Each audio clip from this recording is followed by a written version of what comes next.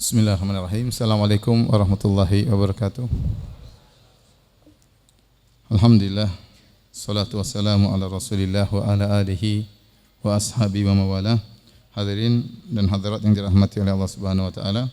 Kita melanjutkan pembahasan kita dari pembacaan hadis-hadis dari kitab Sahih Al-Bukhari, dan kita masih dalam Kitabul Wudu, dan kita melanjutkan pembahasan kita yang tertunda pada pekan yang lalu, bab 34, bab man la yaral wudu'a illa minal makhrajaini minal qubur wad dubur. Bab tentang pendapat orang-orang yang beranggapan bahwasanya tidak wajib wudu kecuali atau tidak batal wudu kecuali disebabkan yang keluar dari kubul dan dubur. Adapun selain itu maka tidak membatalkan wudu. Liqaulihi ta'ala, karena Allah berfirman, au jaa'a ahadum minkum minal gha'it. Tatkala Allah menyebutkan tentang wajibnya berwudu, Allah mengatakan au jaa'a ahadum minkum minal gha'it, atau salah seorang kalian baru datang dari al-gha'it. Al-gha'it adalah tempat yang rendah yang dahulu dijadikan tempat buang air besar oleh orang-orang Arab terdahulu. Artinya tatkala kalian buang air besar maka wajib untuk berwudu. Demikian juga karena kencing atau buang air besar. Adapun selain itu, selain yang keluar dari al-qubul wad dubur, ya, dari depan maupun belakang, selain yang keluar dari itu maka tidak membatalkan wudu. Kemudian Al-Imam Al-Bukhari membawakan asar-asar atau perkataan para salaf dengan ta'liqan, ya, dan dijelaskan oleh Ibnu Hajar, hadis-hadisnya atau sanadnya disambung dalam tempat-tempat yang lain. Di antaranya waqala Atha fi man yakhruju min duburihi dudu au min dzakarihi nahul qamlah yu'idul wudu, ya. Kata Atha tentang orang yang keluar dari duburnya ulat, ya, cacing, atau keluar dari zakarnya, dari kemaluannya, semacam itu, semacam cacing, atau keluar dari kemaluannya semacam kutu, al-qamlah, yu'idul wudu, maka menurut beliau harus mengulangi wudu. Artinya wudunya batal gara-gara ada cacing yang keluar dari duburnya atau ada yang keluar dari zakarnya sesuatu. Wa qala Jabir bin Abdullah berkata, idza dhahika fi sholati a'adda salat wa lam yu'idil wudu. Kalau ada orang tertawa dalam salatnya maka hendaknya dia mengulangi salatnya, tetapi dia tidak mengulangi wudu. Artinya wudunya tidak batal, yang batal hanya apa? Salatnya. Kemudian beliau berkata lagi, wa qala Hasan Al-Basri berkata, in akhadha min sya'rihi wa adfarihi aw khala'a khuffaihi fala wudu'a alaihi. Kalau dia tatkala sudah berwudu kemudian dia potong rambutnya atau dia potong kukunya, maka tidak wajib wudu. Demikian juga kalau dia menggunakan al-khuffain. Al-khuffain sebagaimana kita sebutkan, seorang tatkala ingin pakai khuf, dia berwudu terlebih dahulu, kemudian dia pakai khuf. Setelah itu kalau dia batal, dia tinggal mengusap khuf tersebut. Nah, kalau ternyata dia sudah berwudu, kemudian dia pakai khuf, ya, kemudian dia lepaskan khufnya, setelah itu apakah wudunya batal atau tidak? Ya, karena dia mengusap di mana? Mengusap di khuf, ya. Kalau dia batal, dia khusap di khuf, setelah itu dia batal lagi. Dia lepas khuf setelah dia mengusap kedua khufnya, kemudian dia lepas khufnya, apakah batal wudunya atau tidak? Saya ulangi, seorang berwudu, kemudian dia pakai khuf. Setelah dia pakai khuf, kalau dia lepas khuf sekarang enggak ada masalah karena dia masih wudu asalnya. Dia tadi cuci kedua kakinya. Setelah dia mencuci kedua kakinya, setelah berwudu sempurna, baru dia pakai khuf. Setelah dia pakai khuffain atau pakai kedua kaos kaki yang melewati mata kaki yang tebal, kemudian dia batal. Setelah dia batal dia berwudu lagi, tetapi dia tidak mencuci kedua kakinya, dia cukup mengusap di atas kedua khufnya. Wudunya sah berdasarkan hadis yang mutawatir. Kemudian 1 jam kemudian dia lepas sepatunya, lepas khufnya. Wudunya batal atau tidak? Karena yang dia usap di mana? Sepatunya. Tempat dia usap dilepasin loh. Apakah wudunya batal atau tidak? Menurut Al-Hasan Al-Basri tidak wajib wudu, wudunya tidak batal. Ini ada khilaf nanti akan kita sebutkan. Wa qala Abu Hurairah radhiyallahu anhu, berkata Abu Hurairah, la wudhu'a illa liman hadath. Tidak ada wudu kecuali bagi orang yang berhadas. Maksudnya yaitu kentut ya, nanti akan dijelaskan, buang angin akan dijelaskan dalam syarah insyaallah. Wa yudhkaru an Jabir, dan disebutkan dari Jabir, anna Nabi sallallahu alaihi wasallam kana fi ghazwati dhatir riqa farumiya rajulun bisahmin fanazafahu damu faraka'a wa sajada wa madha fi salatihi. Disebutkan dari Jabir, ini hadis yang sahih, tatkala Nabi dalam perang Ghazwat Dhatir Riqa, ada seorang sahabat yang dipanah, ya, terkena anak panah, dia sedang salat, maka keluarlah darahnya, namun dia tetap saja ruku dan sujud dan dia melanjutkan salatnya. Maksudnya Imam Bukhari maksudnya apa? Bahwasanya keluar darah tidak membatalkan wudu. Buktinya dia kena panah, darah masih keluar, dia tetap aja salat. Seandainya keluar darah itu membatalkan wudu, maka dia akan batalkan salatnya, dan itu kejadian di zaman Nabi sallallahu alaihi wasallam, dan Nabi tentu akan sampai kepada beliau kabar ini dan Nabi tidak menegurnya. Wa qala Al-Hasan, ma zalal muslimuna yusalluna fi jirahatihim. Dan Hasan Al-Basri berkata, kaum muslimin mereka biasa berperang dalam kondisi terluka-luka, dalam kondisi berdarah-darah, mereka berperang kemudian mereka salat dalam masih pakai pakaian perang, dan tentunya pakaian mereka penuh dengan darah dan itu tidak membatalkan wudu mereka. Wa qala Tawus wa Muhammad bin Ali wa Atha wa ahlul Hijaz laisa fid dami wudu'un. Menurut Tawus dan Muhammad bin Ali dan Atha dan ahlul Hijaz bahwasanya darah itu tidak membatalkan wudu. Wa asara Ibnu Umar bathratan fa kharaja minha ad-damu wa lam yatawadda. Ya, bahwasanya Ibnu Umar pernah keluar darah dan dia pun tidak berwudu. Wa basaqa Ibnu Abi Aufa daman famadha fi salatihi. Demikian juga ada seorang sahabat Ibnu Abi Aufa, dia pernah buang ludah ternyata keluar darah dan dia tidak membatalkan wudunya, dia tetap melanjutkan salatnya. Wa qala Ibnu Umar wal Hasan fi man yahtajimu, menurut Ibnu Umar dan Hasan tetap tentang orang yang berhijamah, laisa alaihi illa ghuslu mahajimihi. Dia tidak wajib wudu, dia hanya cukup mencuci ya bekas tempat hijamahnya. Adapun wudunya tidak batal. Ini semua dibawakan oleh Imam Bukhari ingin menjelaskan bahwasanya darah tidak ada hubungannya dengan batalnya wudu. Orang kalau keluar darah di tubuhnya tidak batal wudu karena terlalu banyak asar dari salaf dan sahabat, mereka tetap melanjutkan salat mereka meskipun keluar darah. Baik, kita akan membahas tentang pembatal-pembatal wudu secara global.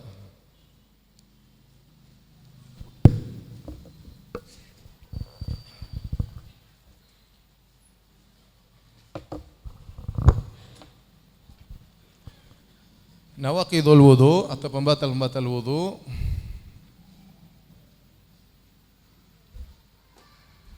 Tentu ada yang diperselisihkan dan ada yang disepakati tentang pembatal-pembatal wudu tersebut. Secara umum kita bisa bagi menjadi dua, ya. Yang keluar dari dua jalan. Maksudnya apa? Kubul dan apa? Kubul dan dubur. Ini yang keluar selain dari dua jalan. Adapun yang keluar dari dua jalan, maka ada dua hal, ya. Yang pertama, sesuatu yang biasanya keluar, yang biasa, seperti mani, mazi, apalagi baul, kencing, ghaid, kotoran, darah haid, kemudian apa? Dan nifas, ya. Kemudian kentut, buang angin, ya. Atau angin yang terbuang. Kalau buang angin kan fiilnya, perbuatannya. Anginnya disebut apa? Angin yang terbuang, ya. Ini ijma ulama membatalkan wudu, tidak ada khilaf.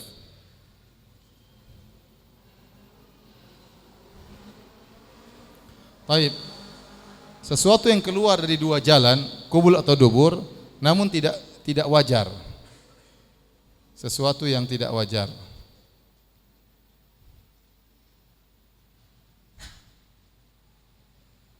Sesuatu yang tidak wajar. Contoh, ya.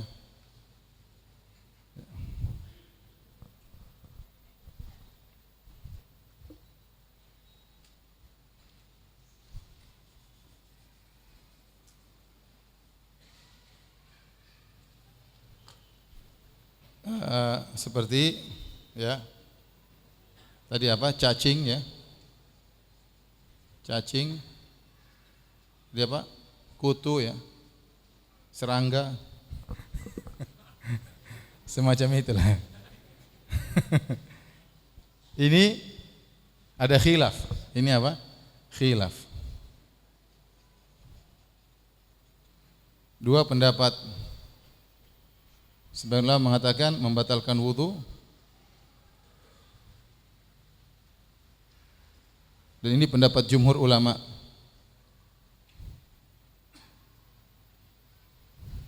Sebagian ulama mengatakan tidak membatalkan wudu, tidak membatalkan. Ini pendapat Malikiyah.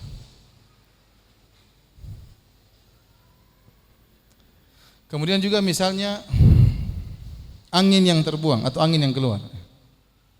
Angin keluar dari farji wanita atau zakar lelaki. Maka ini juga ada khilaf ya. Ada khilaf. Ada yang mengatakan membatalkan wudu, ada yang mengatakan tidak membatalkan.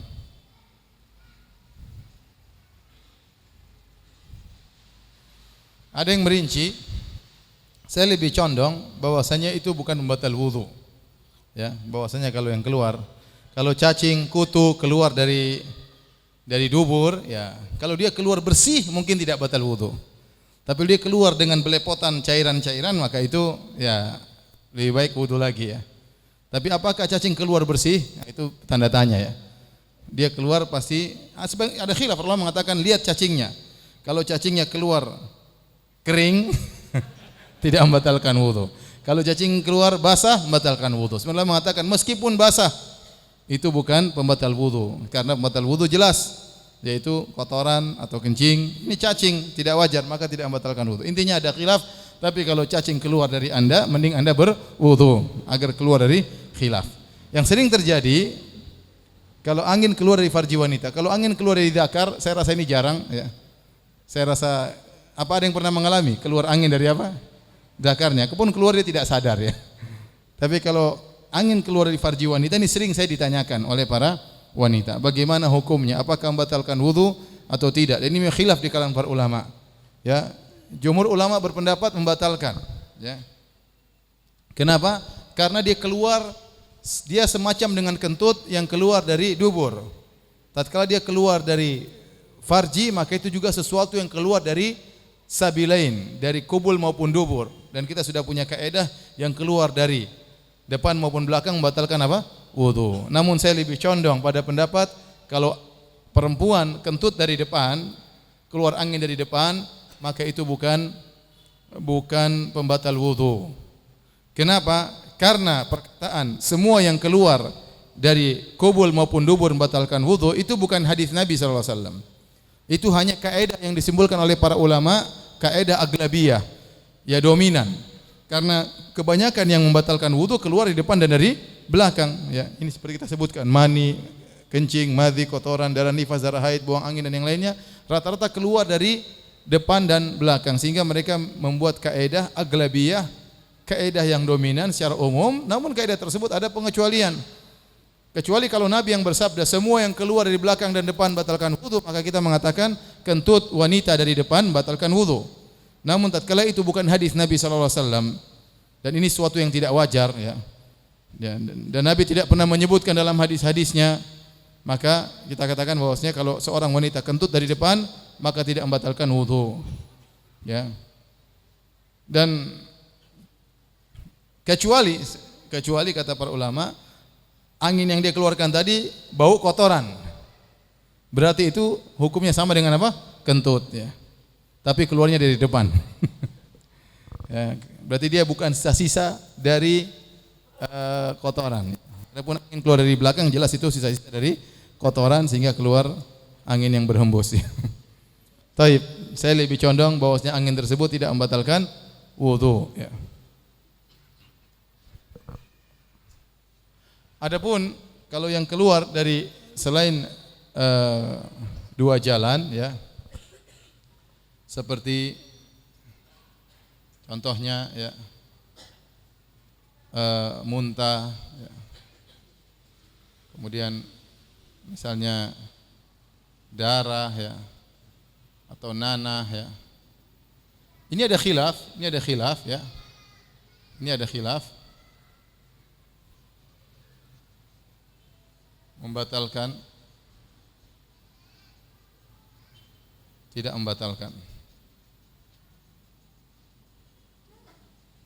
Saya lebih condong pada pendapat tidak membatalkan karena tidak ada dalil yang menunjukkan kalau orang muntah berarti wudunya batal, ya. Wudunya batal, ya. Demikian juga tidak dalil bahwasanya darah kalau keluar membatalkan wudu, bahkan tadi kita sebutkan banyak dalil yang disebutkan oleh Al-Imam Al-Bukhari rahimahullahu taala. Terutama tadi kisah tentang tentang sahabat yang salat kemudian darahnya keluar. Terjadi pada perang Zatul Riqa. Waktu itu Nabi SAW sedang berkemah atau nginap di salah satu syi'ab, yaitu jalan di antara dua gunung. Syi'ab itu namanya jalan di antara dua gunung. Nah, di mulut jalan tersebut, di awal jalan tersebut harus ada yang jaga. Waktu itu kebetulan dua orang saling sepakat untuk menjaga atau dapat tugas untuk menjaga malam, berjaga malam. Satunya muhajiri, satunya ansari. Yang muhajiri adalah Ammar bin Yasir, yang ansari namanya Abbad bin Bishr radhiyallahu anhuma. Waktu itu sang muhajirin, dia tidur, sekarang bagian tugas kepada al-ansari Abbad bin Bishr. Maka waktu dia juga jaga malam, dia pun salat. Waktu dia salat, tiba-tiba musuh datang, ada seorang manah dia sehingga terkena tubuhnya sehingga mengalirlah darah. Dan dia cabut anak panah tersebut, kemudian tetap melanjutkan salatnya. Kemudian dia ruku dan dia sujud. Kemudian dipanah lagi kedua kali.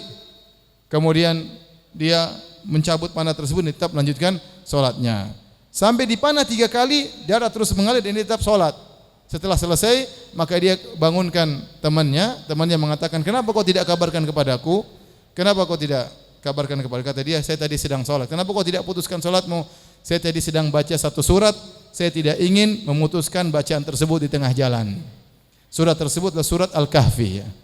Kalau kita dipanah langsung qul huwallahu ahad Allahus samad. Lam yalid wa lam yulad wa lam yakul lahu kufuwan ahad. Tetapi sahabat ini Abbad bin Bishr tetap bertahan baca surat Al-Kahfi sampai selesai karena dia merasakan ibadah yang luar biasa meskipun harus terpanah tiga kali. Ya, ini menunjukkan darah keluar dan dia tetap aja salat. Kemudian juga dalam peperangan tadi Hasan al-Basri mengatakan kanu yusalluna wa ma zalal muslimuna yusalluna fi jarahatihim. Dan senantiasa kaum muslimin dari dulu sampai sekarang mereka salat dalam kondisi terluka-luka dalam peperangan dan tentunya darah mereka mengalir kemana-mana, ya. Bagi orang yang mengatakan darah membatalkan salat, kata mereka itu darurat. Darah membatalkan wudu bagi kata mereka darurat. Tapi Allah alam bisawab tidak, ya. Karena tidak ada dalil tegas bahwasanya kalau keluar darah membatalkan wudu. Kalau darah tersebut keluar dari kemaluan wanita, darah haid, darah nifas, maka itu membatalkan wudu. Tapi kalau ini darah selain daripada sabilain, mau alam bisawab tidak membatalkan wudu.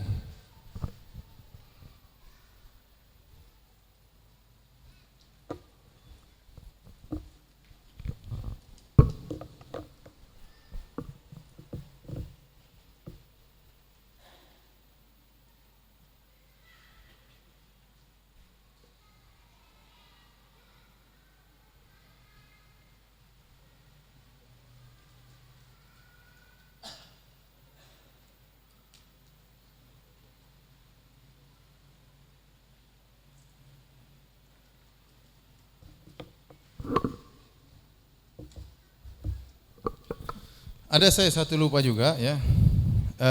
Yang keluar ini ya, yang tidak wajar ya, angin keluar dari farji wanita.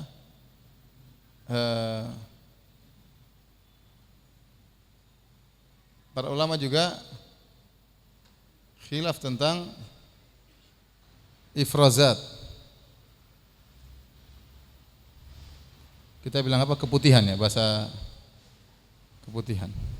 Ini penyakit ya, tidak wajar. Bagaimana wanita yang keluar keputihan? Apakah membatalkan wudunya atau tidak ya? Yang pertama, khilaf di kalangan para ulama tentang keputihan. Apakah keputihan itu najis atau bukan ya? Apakah dia disamakan dengan air kencing yang keluar dari farji wanita sehingga dikatakan najis? Wallahu a'lam bishawab, yang benar bahwasanya keputihan itu tidak najis ya. Tidak najis karena tidak ada dalil yang menunjukkan kenajisannya. Yang kedua, para ulama khilaf juga. Setelah dia tidak najis, yang berpendapat tidak najis, apakah dia membatalkan wudu atau tidak? Maka ada khilaf ya. Ada yang mengatakan membatalkan wudu, dan ini pendapat Syekh Utsaimin. Ada yang mengatakan tidak membatalkan wudu. Ini jumhur ulama ya.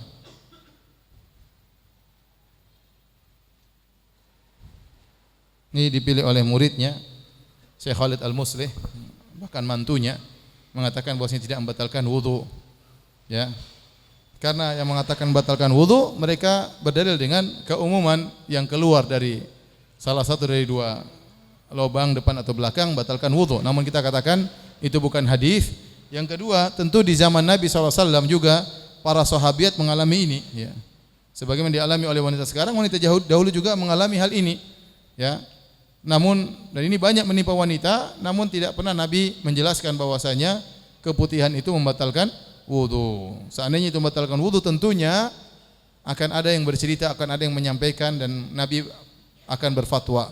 Namun karena tidak ada yang menunjukkan akan hal ini, maka yang benar wallahu a'lam bishawab bahwasanya keputihan tidak najis dan tidak membatalkan wudu. Wallahu a'lam bishawab.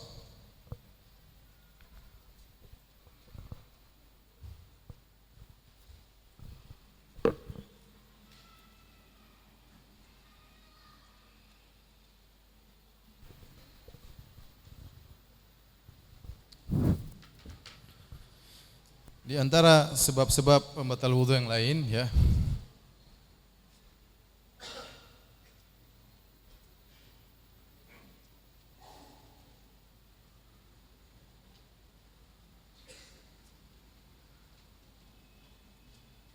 ada beberapa sebab-sebab ya. Yang pertama,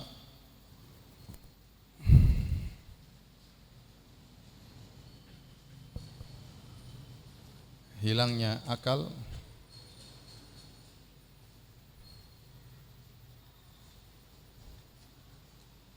Yang kedua, tertawa. Terbahak-bahak ya. Yang tiga, menyentuh wanita.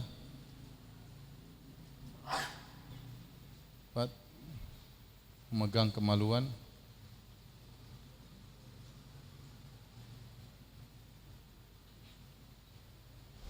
Lima, makan daging onta.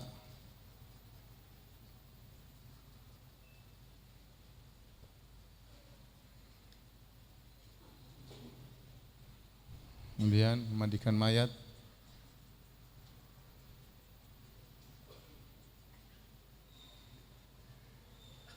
Murtad. Ini ada beberapa yang disebutkan oleh para fuqaha yang diantaranya mereka berselisih tentang hukum-hukum pembatal-pembatal wudu ini juga ya. Seperti hilangnya akal. Hilangnya akal itu diantaranya dengan tiga sebab ya. Antaranya karena tidur, pingsan, teler, mabok ya. Mabuk atau mabok?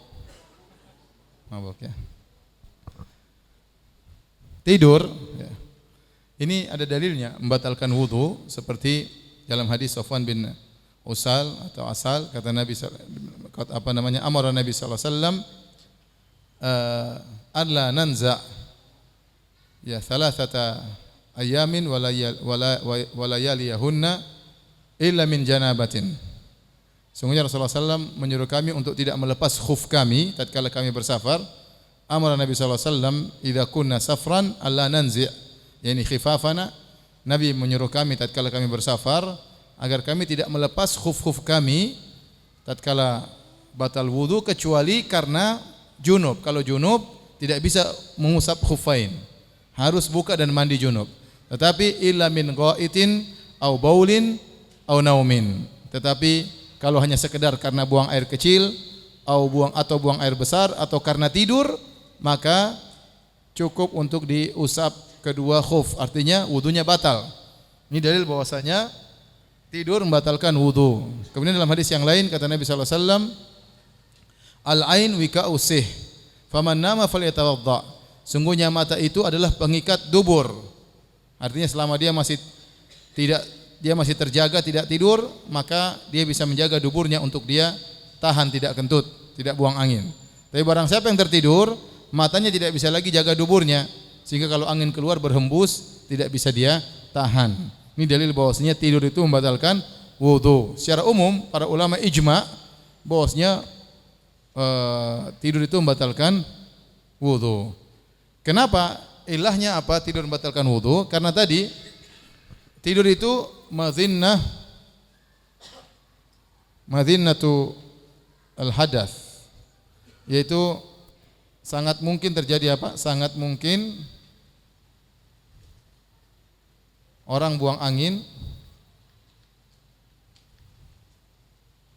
tanpa sadar. Ya. Ini ijma ulama. Hanya saja khilaf ulama. Tidur seperti apakah yang membatalkan wudu? Kenapa? Datang dalam hadis sahabat menunggu salat Isya sampai mereka tertidur sampai terdengar suara ngorok mereka. Kemudian uqimatis salat fayusalluna wala yatawaddaun. Kemudian tatkala tiba waktu salat mereka langsung salat tanpa berwudu. Dalilnya bahwasanya mereka tidur tapi mereka tidak batal wudunya. Kalau begitu wudu seperti apakah yang membatalkan tidur seperti apakah yang membatalkan wudu? Karena datang dalam hadis para sahabat tidur sampai keluar ngorok mereka, kepala mereka bergoyang-goyang, namun mereka begitu qomat mereka salat tanpa wudu. Dari sini timbul khilaf, tidur seperti apakah yang membatalkan wudu? Khilaf. Ya. Tidur seperti apakah yang membatalkan wudu? Secara umum ada khilaf panjang di kalangan para ulama, namun secara umum mereka melihat dari dua tinjauan. Ditinjau dari cara tidurnya, yang kedua ditinjau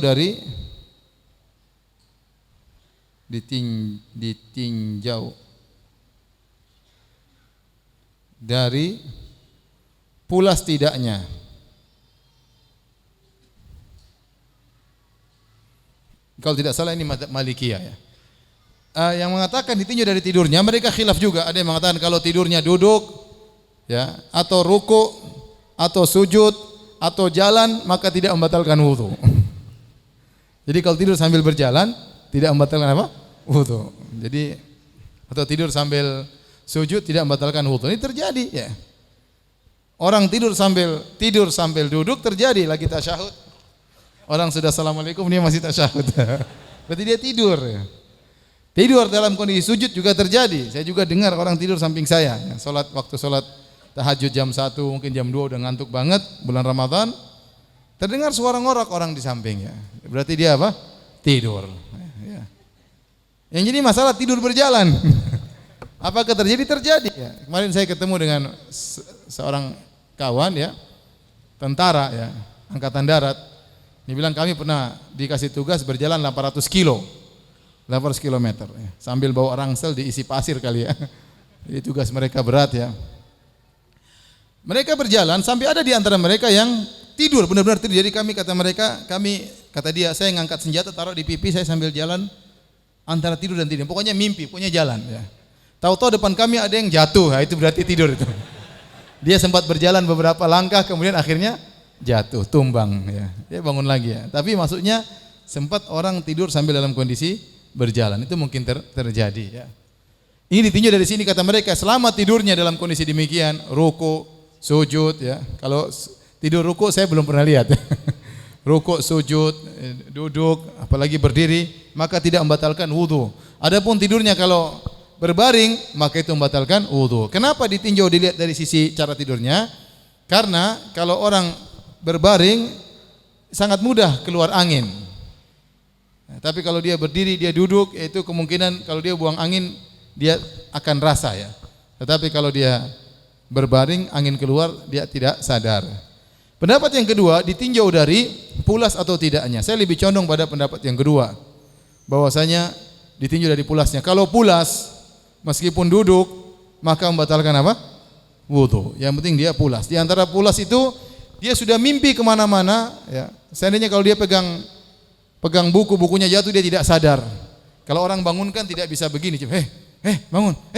Ah, itu berarti dia sudah pulas. Berarti batal wudunya. Kenapa? Dia digoyang-goyang saja tidak langsung bangun, menunjukkan kalau angin keluar dia tidak sadar. Karena semua ini pembicaraan tentang apakah dia rasa waktu angin keluar atau tidak. Karena tidur ini bukan pembatal wudu, tapi dia adalah madhinnah, hal yang sangat mungkin menyebabkan keluar angin tanpa dia sadari. Di antaranya bisa ditinjau dari cara tidurnya atau pulas atau tidaknya. Nah, kalau seorang tidurnya sangat pulas meskipun duduk, maka bisa membatalkan wudu. Oleh karena Syekh Albani rahimahullah, kalau saya tidak salah ingat, saya sudah baca kisah ini di Tamamul Minnah, udah lama sekali, lebih dari belasan tahun. Mudah-mudahan saya tidak salah ingat. Beliau bercerita tentang seorang ulama yang berpendapat bahwasanya jika orang tidurnya sambil duduk tidak membatalkan wudu. Satu hari dia pergi Jumatan, ada orang duduk di sampingnya. Orang yang tidur sambil duduk tersebut tahu-tahu buang angin. Sambil kondisi apa? Duduk. Akhirnya ulama ini bangunkan dia. Ya akhi, ente wudu lagi, tadi ente buang angin. Hah? Ente yang buang angin bukan saya. Akhirnya dia berubah pendapat. Akhirnya berpendapat bahwasanya masalah batal tidaknya bukan pada hay'ah atau kaifiyah cara tidurnya, tapi pulas atau tidaknya. Pulas atau tidaknya ya. Ngorok, apakah itu berarti pulas? Belum tentu pulas. Ini saya sering sampaikan, saya pernah naik mobil bersama kawan saya ya. Kemudian dia supir saya, tahu-tahu dia nyetirin saya, bukan supir saya, dia nyetirin saya. Di tengah perjalanan saya dengar suara ngorok. Saya cek, ternyata dia yang ngorok sambil nyetir. Masya Allah. Jangan-jangan wali ini. Bayangkan kita naik gunung, turun gunung, dia ngorok di situ, gimana? Ini kenyataan, saya pernah mengalami. Bangun. Enggak, saya enggak tidur Ustaz. Tapi tadi ngorok siapa yang ngorok? Jadi tidak semua orang ngorok itu langsung berarti dia pulas. Karena ngorok sebenarnya disentuh sedikit dia langsung apa? Bangun. Ya intinya kalau antum tidur, antum merasa sudah berjalan kemana-mana, ya sudah ketemu perjalanan, sudah ternyata itu berarti antum sudah pulas. Nah, kalau tidur yang pulas membatalkan wudu, apalagi pingsan. Pingsan ini benar-benar enggak ingat. Seandainya seorang pingsan buang angin, dia sangat tidak sadar. Demikian juga orang mabuk juga sudah dia enggak ingat mau kentut, mau beol, mau pipis ya. Dia tidak peduli. Sampai disebutkan dalam sebagian buku tafsir, ada seorang dia kencing, waktu dia kencing kemudian dia kumpulkan kencingnya di satu tempat. Kemudian dia berwudu dengan kencingnya sendiri. Kemudian dia berdoa, alhamdulilladzi adzhaba anil adza. Segala puji bagi Allah yang telah menghilangkan kotoran dariku, sambil dia mengusap kencing kepada wajahnya, tidak sadar. Kemudian tertawa. Apakah tertawa membatalkan wudu? Ada dalam satu hadis, namun hadisnya dhaif. Waktu itu ada seorang sahabat yang matanya agak terganggu. Para sahabat sedang sholat, tiba-tiba dia datang masuk di shaf, dia jatuh ke sebuah lubang. Para sahabat yang sedang sholat ini tertawa. Nabi menyuruh para sahabat yang tertawa tersebut untuk mengulangi wudu dan untuk mengulangi sholat. Tetapi hadis tersebut hadis yang dhaif. Pun mereka khilaf, bukan semua tertawa, tetapi yang mereka khilafkan yang al-qahqahah. Al-qahqahah itu terbahak-bahak, terbahak-bahak. Ada namanya tabassum. Tabassum itu senyum. Senyum itu seorang menunjukkan riang gembira sambil kelihatan sedikit giginya. Itu namanya apa? Senyum. Di atas senyum namanya dhahik. Dhahik artinya tertawa, keluar suara tapi yang dengar dia sendiri. Itu. Tapi kalau qahqahah itu dia tertawa 2 meter dengar dia tertawa. Itu berarti itulah yang diperselisihkan oleh para ulama, apakah membatalkan wudu atau membatalkan salat. Namun bagaimanapun hadisnya apa? Dhaif ya. Mereka mengatakan sebagian ulama berpendapat kalau seorang tertawa dalam salatnya batal, wudunya tidak. Ya. Namun wallahu a'lam bishawab ya, yang benar ini tidak membatalkan wudu. Ada yang mengatakan wudu ketawa membatalkan wudu, salatnya batal, wudunya batal, tapi itu hadisnya dhaif ya. Yang jelas tertawa tidak membatalkan wudu. Kalau tertawa membatalkan wudu, kita sering batal wudu kita ya. Kemudian di antaranya menyentuh wanita. Menyentuh wanita juga ini khilaf yang kuat ya. Sebagian ulama membawakan kenapa menyentuh wanita membatalkan wudu, karena dia madhinnah. Sangat mungkin seorang menyentuh wanita akhirnya keluar madhi. Dan keluar madhi membatalkan wudu dengan ijma ulama. Nah, seorang menyentuh wanita dengan syahwat itu bisa membatalkan wudu. Yang jadi masalah, orang menyentuh wanita apakah hanya sekedar menyentuh wanita wudunya langsung batal? Maka ini khilaf. Ya, ada yang mengatakan kalau menyentuh dengan syahwat karena bisa mengeluarkan madhi, ini mengantarkan kepada hal tersebut. Ada yang mengatakan sekedar menyentuh saja membatalkan wudu. Khilaf yang kuat. Namun pendapat yang saya pilih wallahu a'lam bishawab, bahwasanya yang disebut dengan menyentuh wanita artinya berjima ya. Allah mengatakan au lamastumun nisa, au lamastumun nisa, yang artinya atau kalian menyentuh wanita. Itu membatalkan wudu. Tetapi kata menyentuh di sini ditafsirkan oleh Ibnu Abbas, kata Ibnu Abbas, dan dia adalah ahli tafsirnya para sahabat, maksudnya adalah jima. Dan sering dalam Al-Quran Allah menggunakan bahasa kiasan, menyentuh maksudnya apa? Jima ya. Seperti min qabli an tamassuhunna, kalau kalian menceraikan istri kalian sebelum kalian sentuh, artinya sebelum kalian jimai ya. Jadi kalimat almas atau lams maksudnya adalah jima. Ini kata kiasan dari Allah, kata yang halus maksudnya adalah jima. Jadi yang benar kalau sekadar menyentuh tidak membatalkan wudu. Dalilnya apa? Dalilnya Aisyah radhiyallahu anha salat di hadapan Nabi sallallahu alaihi wasallam karena rumah sangat sempit, maka Nabi kalau mau sujud, Nabi sentuh kaki Aisyah karena Aisyah menjulurkan kedua kakinya. Kalau Nabi sujud, Nabi akan sujud di atas kedua kaki Aisyah.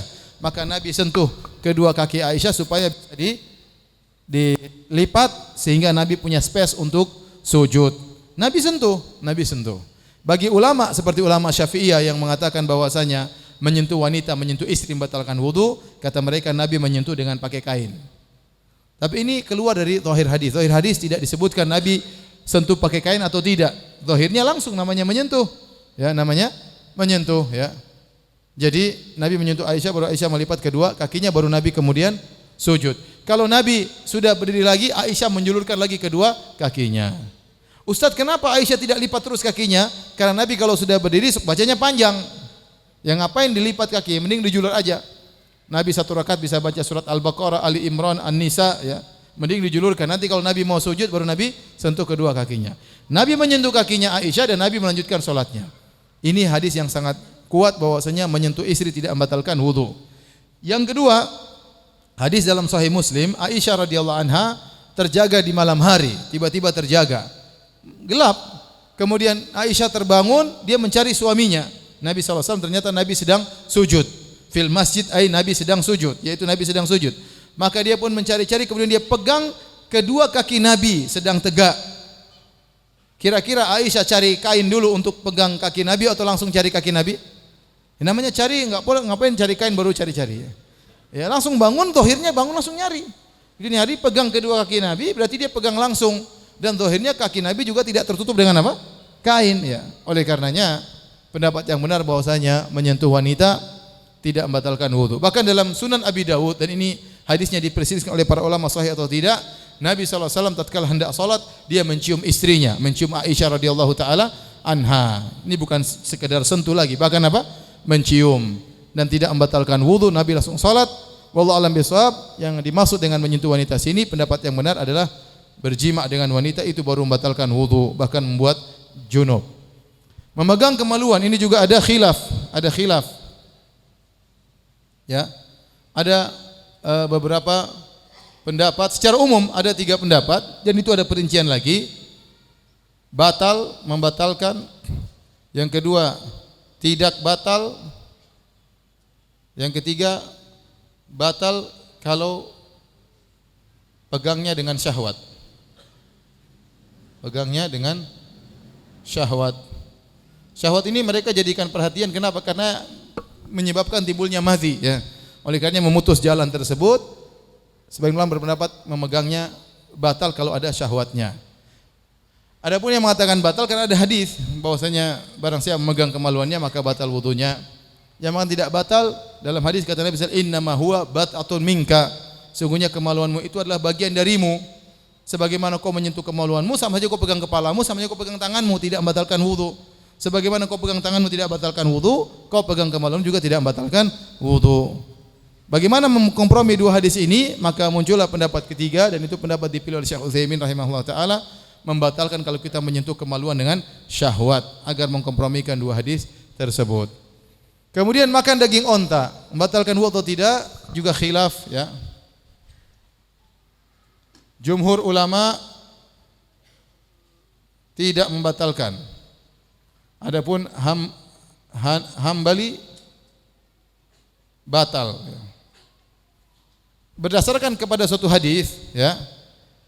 Nabi pernah ditanya, ya, atawadda, apakah saya berwudu ya, atau Nabi mengatakan tawaddu min luhumil ibil. Ya, wudulah kalian karena makan daging apa? Onta. Adapun daging kambing tidak. Kalau wudu silakan, kalau enggak. Sehingga sebagian ulama seperti mazhab Hambali berpendapat bahwasanya kalau makan daging onta membatalkan wudu. Membatalkan wudu. Ustaz, kalau minum susu onta tidak. Yang disebutkan adalah lahmul ibil, daging onta. Kalau makan daging onta baru apa? Baru batal wudu. Kalau minum susu onta tidak batal wudu. Kalau minum kencing onta juga tidak batal wudu. Saya kemarin sempat beli kencing onta ya di Madinah ya. Di Mekah, saya beli di Mekah. Harganya 30 real, kecil segini, mungkin 100 mili ya. Sementara susu banyak cuma 5 real. Saya protes sama penjualnya, orang Sudan. Ya akhi, kenapa ini mahal? Ini kencing begini sedikit 30 real. Minum banyak cuma 5 real. Kata dia, akhi, ini onta susah kencingnya. Dia kencingnya jam 1 malam, saya susah nunggunya. Oh begitu. Terus saya bilang kortingnya 20 real. Ya sudah 20 real kasihnya. Setengah mati dia malam-malam nunggu kencing onta. Jadi kita nunggu dia kapan kencing, jam 1 malam katanya.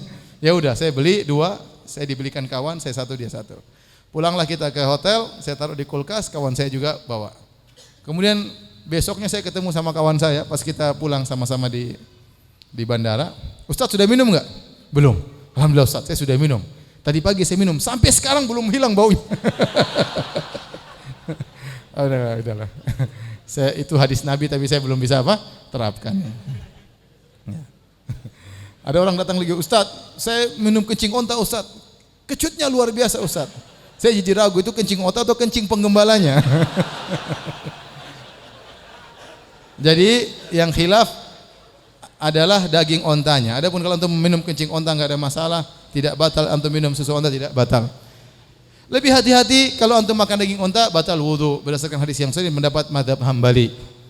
Memandikan mayat juga khilaf, apakah batal wudu atau tidak. Jumhur ulama berpendapat tidak membatalkan wudu. Sebagian ulama berpendapat batalkan wudu karena ada datang riwayat dari Ibnu Abbas, Ibnu Umar menyuruh orang memandikan mayat untuk berwudu. Ya, lebih hati-hati seorang berwudu, namun tidak ada dalil yang tegas.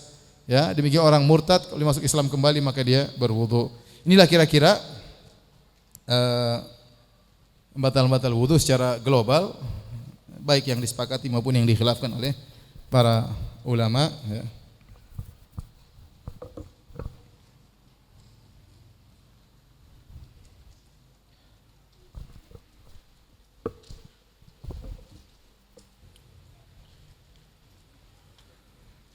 Baik.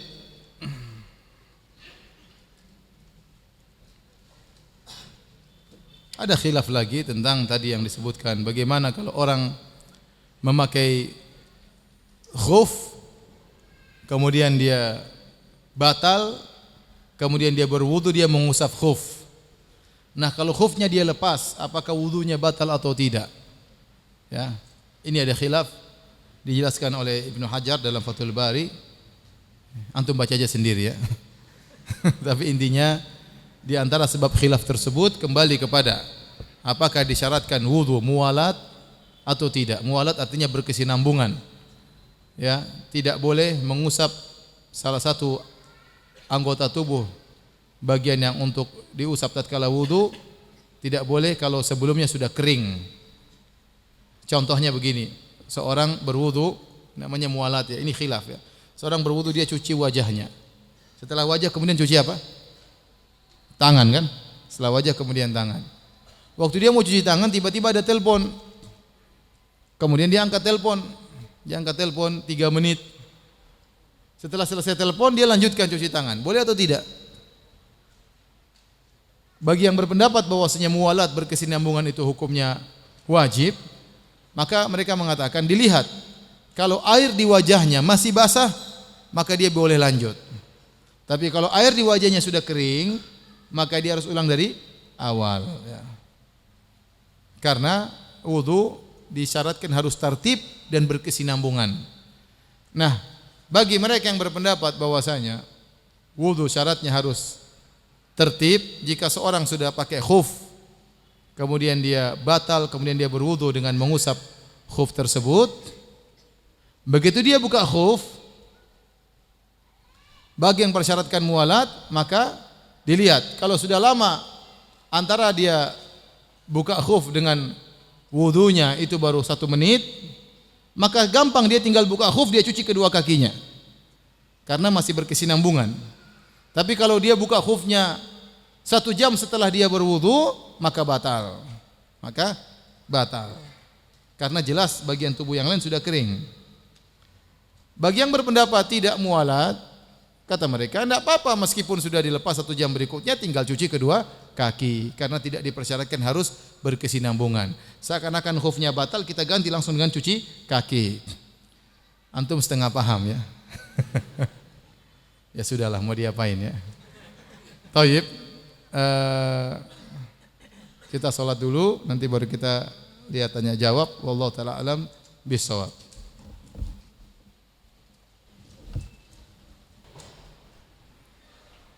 Jika kita sudah berwudu lalu di jalan terkena banjir atau becekan jalan, apakah wudu kita batal? Jawabannya tidak. Karena becekan itu bukan najis. Kalaupun najis tidak membatalkan wudu. Cukup disuci saja baru kita sholat. Jadi menyentuh najis tidak membatalkan apa? Wudu. Coba tadi apakah ada pembatal wudu menyentuh najis? Jawabannya tidak. Ya, jadi misalnya ada seorang dia gendong ibu-ibu terutama, dia sudah berwudu atau anaknya kencing mengencingi badannya, wudunya tidak batal. Tinggal dia bersihkan badannya dari kencing tersebut ya.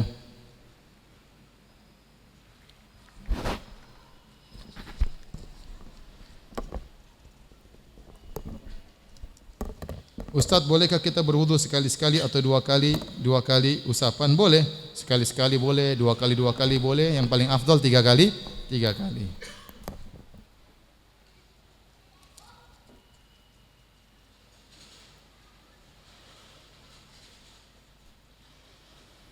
Apabila seorang Nasrani memiliki akad sewa menyewa rumah dengan anak dan di tengah perjalanan ya masa sewa tersebut ternyata rumah diselenggarakan acara kebaktian. Bagaimana hukum akad tersebut? Tidak ada masalah ya. Akadnya sah.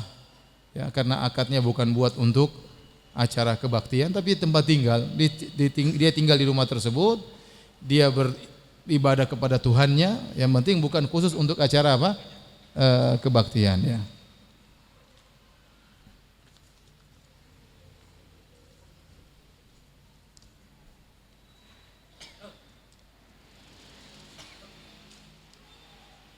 Ini tadi sebab-sebab membatal wudu, salah satunya adalah tidur. Bagaimana kalau Jumatan pada saat khatib ceramah kita tertidur? Emang ceramah khatib bukan tidur ya? Apakah harus wudu lagi? Tadi dilihat tidurnya seperti apa. Kalau tidurnya benar-benar pulas, kita benar-benar bermimpi, ya. Ya. Tahu-tahu qomat kita masih tidur, ya ini berarti kita wudu, ya. Kita wudu karena kita benar-benar pulas.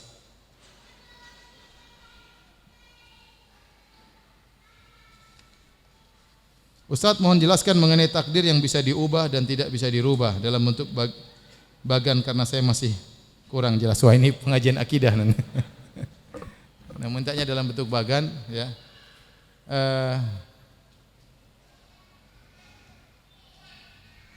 Enggak apa-apa lah ya.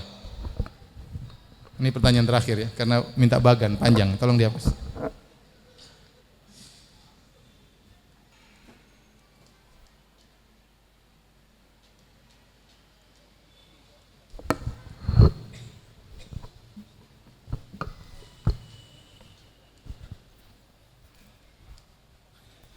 Jadi takdir, ya.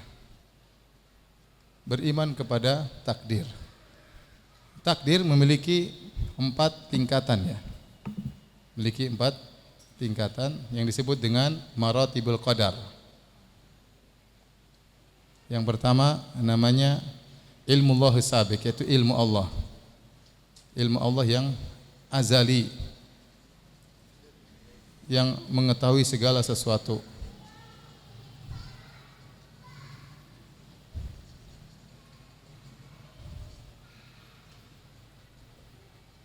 Kemudian namanya al-kitabah. Yang kedua al-kitabah atau catatan.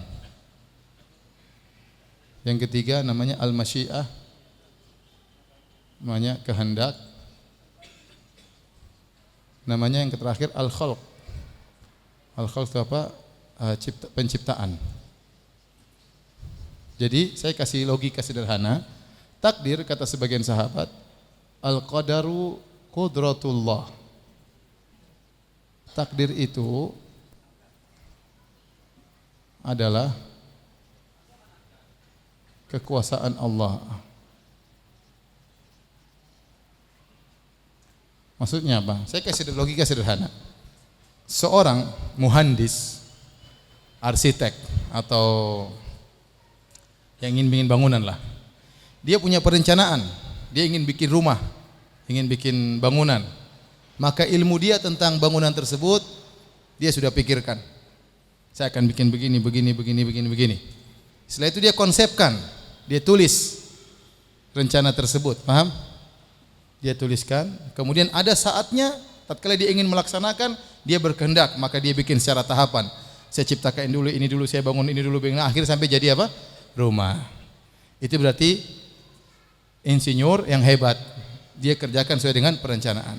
Nah, Allah Subhanahu wa taala tatkala menjalankan semua yang di alam semesta ini sesuai dengan perencanaan Allah Subhanahu wa taala, ya.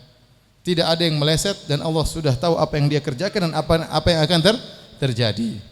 Semua ilmu itu tersebut dalam ilmu Allah. Jadi ilmu Allah maha luas. Di antara ilmu Allah yang luas tersebut adalah ilmu tentang apa yang terjadi di alam semesta sampai hari kiamat, ya. Allah tahu tentang apa yang terjadi, seluruhnya apa yang terjadi, seandainya yang tidak terjadi apa yang terjadi, yang tidak terjadi seandainya terjadi bagaimana terjadinya, ya. Allah tahu semuanya. Nah, setelah itu Allah catat di suatu namanya al-kitabah. Kata Nabi SAW, awwalu ma khalaqallahu al-qalam. Yang pertama Allah ciptakan pena. Kata Allah, uktub, tulislah. Kata pena, wa madza aktub? Apa yang harus aku tulis? Uktub maqadir kulli syai'. Kata Allah, tulislah takdir segala sesuatu, ya, sampai hari kiamat. Dalam hadis yang lain kata Nabi sallallahu alaihi wasallam, "Inna Allaha kataba maqadir al-khalaiq qabla an yakhluqa as-samawati wal ard bi 50 alf sanah." Allah mencatat takdir seluruh makhluk 50.000 tahun sebelum Allah ciptakan langit dan bumi. Nah, ilmu tentang sebagian ilmu Allah, bukan seluruhnya. Sebagian ilmu Allah tentang apa yang akan dilakukan oleh manusia, makhluk sampai hari kiamat, Allah tuh catat di namanya Al-Lauhil Mahfuz.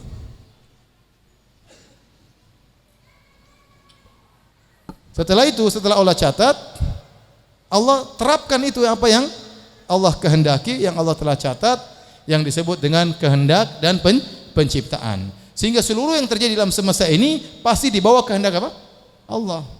Kalau ternyata ada yang di luar kehendak Allah, berarti Allah bukan perencana yang baik. Ada yang ragu tentang takdir, berarti dia ragu tentang kudratullah. Makanya takdir itu kudratullah. Kita harus yakin Allah mampu dan Allah mudah bagi Allah Subhanahu wa taala. Maka semua yang terjadi setelah Allah berkehendak, Allah ciptakan, kejadilah ini dan terjadilah, lahirlah antumlah. Semuanya itu sesuai dengan kehendak Allah dan yang diciptakan oleh siapa? Allah. Antum sudah paham logikanya tadi? Logika seperti seorang insinyur, dia punya ide, kemudian dia tulis idenya, kemudian dia bangun dan semua berjalan sesuai dengan rencana dia. Berarti dia insinyur yang hebat. Apalagi Allah, walillahil matsalul a'la. Nah, Allah catat seluruhnya dalam Lauhil Mahfuz. Lauhil Mahfuz ini yang tahu hanya Allah.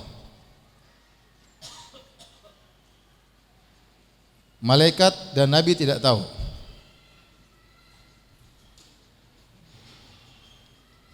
Taib.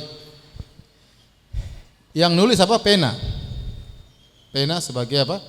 Penulis. Pena yang Allah ciptakan. Namanya Lauhil Mahfuz. Lauhil Mahfuz ini tercatat semuanya. Istilah kita database-nya ya. Setelah Lauhil Mahfuz ada namanya takdir-takdir yang lain. Ini ada cabang-cabangnya di bawahnya ya. Ya, ada namanya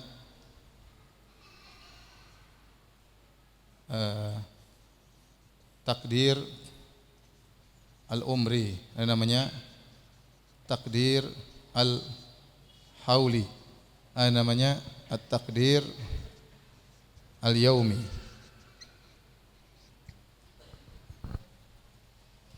Takdir al-umri maksudnya takdir berkaitan dengan manusia. Di antaranya dalam hadis dalam Arba'in Nawawiyah hadis keempat, hadis Shadiqul Masduq, hadis Ibnu Mas'ud, kata Nabi sallallahu alaihi wasallam, ya, seorang tatkala bayi sudah mencapai dikirimkan ruh, mencapai umur tertentu, kata Nabi, fayursalu ilaihi malak fayanfakhu fihi ruh. Allah kirimkan malaikat, lalu malaikat tiupkan apa? Ruh ke dalam janin tersebut. Wa yu'maru bi arba'i kalimat. Kemudian malaikat tersebut diperintahkan untuk mencatat 4 perkara. Bikat bi rizkihi, suruh catat rizkinya. Wa ajalihi, ajalnya, ya. Wa amalihi, amalnya. Syakin am sa'id, neraka atau surga, dicatat oleh apa? Malaikat. Ini namanya takdir umri, berkaitan dengan janin. Janin. Saya tanya sama antum, yang tahu siapa? Allah dan malaikat. Malaikat pencatat. Yang nyatat siapa? Malaikat. Paham? Ada namanya takdir hauli. Takdir hauli itu takdir tahunan. Yang ini sebenarnya diambil dari database Lauhil Mahfuz. Paham? Lauhil Mahfuz itu segalanya, bukan cuma berkaitan dengan satu janin ini. Berkaitan dengan hewan, semuanya tercatat di Lauhil Mahfuz. Salah satu datanya diambil, ditulis namanya takdir umuri. Takdir berkaitan dengan kehidupan umur sang janin tersebut. Seumur hidup dia bagaimana? Ada namanya takdir hauli, takdir tahunan. Takdir tahunan. Itu setiap Lailatul Qadar, setiap malam Lailatul Qadar.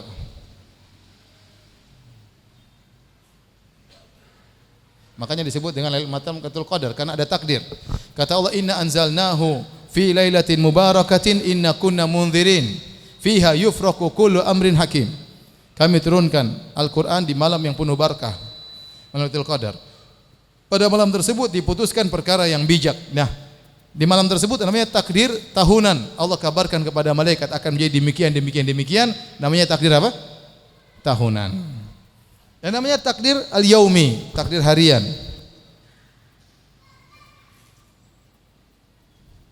Yang Allah berfirman dalam surat Ar-Rahman, kulla yaumin huwa fi sya'an. Setiap hari Allah dalam kesibukan, Allah memutuskan, Allah menentukan. Itu setiap hari Allah sebutkan apa yang terjadi hari ini, itu tiap hari juga ada. Yang ini semua kembali kepada Lauhil apa? Mahfuz. Paham? Ini istilahnya database utama ya. Taib. Yang dirubah inilah takdir yang ditulis oleh malaikat. Kata Allah berfirman dalam surat Ar-Ra'd, yamhullahu ma yasha'u wa yuthbit wa indahu ummul kitab. Sungguhnya Allah menghapus yang Allah kehendaki dan Allah mencatat apa yang Allah kehendaki, dan di sisi Allah ada Lauhil Mahfuz, umul kitab yang tidak mungkin berubah. Nah, malaikat misalnya nyatat ya, si Joni misalnya ya, umurnya meninggal umur 65, rezekinya 3 miliar ya. Tapi karena Joni ini dia beramal soleh, kemudian dia melakukan silaturahmi dan yang lainnya, Allah bilang malaikat rubah itu, 65 jadikan 95. 3 miliar jadikan 30 miliar. Akhirnya malaikat hapus, malaikat catat yang baru. Nah, ini terjadi perubahan. Nah, perubahan ini dari 30 miliar, 3 miliar ya 30 miliar, 65 tahun jadi 95 tahun, semuanya sudah tercatat di Lauhil Mahfuz. Proses perubahan itu semua sudah tercatat di Lauhil Mahfuz. Yang di Lauhil Mahfuz tidak mungkin berubah. Paham? Itulah maksudnya yamhullahu ma yasha'u wa yuthbit. Allah mencatat, Allah menghapus apa yang Allah kehendaki, dan Allah menetapkan apa yang Allah kehendaki, dan di sisi Allah ada Lauhil Mahfuz yang tidak akan berubah. Dan kita tidak terlalu penting bahas ini karena kita tidak tahu takdir kita. Sebagian orang bertanya, "Ustaz, saya ingin rubah takdir saya." Ente tahu takdir ente apa? Kalau ente tahu silakan. Ente enggak tahu takdir ente jadi apa, masuk surga atau masuk neraka, orang kaya atau orang miskin. Ente kan enggak tahu. Yang jelas Anda berusaha berdoa kepada Allah. Doa bisa merubah takdir, catatan malaikat. Silaturahmi bisa merubah. Mungkin malaikat catat ente miskin, ente bisa berubah jadi kaya. Lakukan sebab-sebab yang bisa memperbaiki kehidupan antum ya. Tapi antum yakin semua sudah ditakdirkan oleh Allah Subhanahu wa taala. Demikian kajian kita malam hari ini. Insyaallah kita lanjutkan pekan depan. Subhanakallah bihamdik asyhadu an la ilaha illa anta astaghfiruka wa atubu ilaik. Assalamualaikum warahmatullahi wabarakatuh.